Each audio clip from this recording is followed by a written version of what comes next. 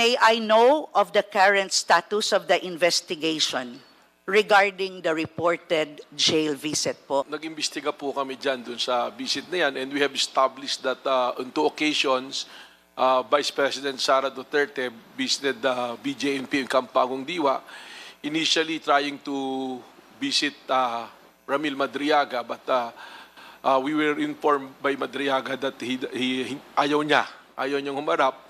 At the same time, nung nangyari yon, ang pinuntahan niya ay si Arnie Tevez po. May ebidensya po ba tayo? Kasi palagi nating sinasabi, dapat may resibo.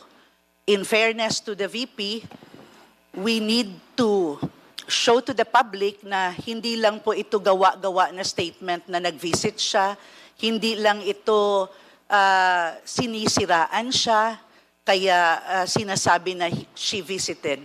Maaari po kaya nating ma-include bilang evidence or pieces of evidence proof that indeed there was a visit that took place?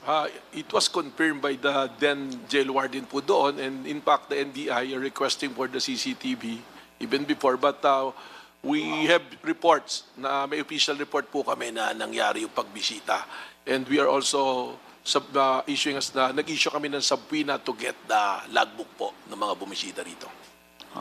Mahalagang parte po ang ebidensya sa ating pagtatanong. Is there any link, any verified link between the visit and any plan to harm Mr. Madriaga po?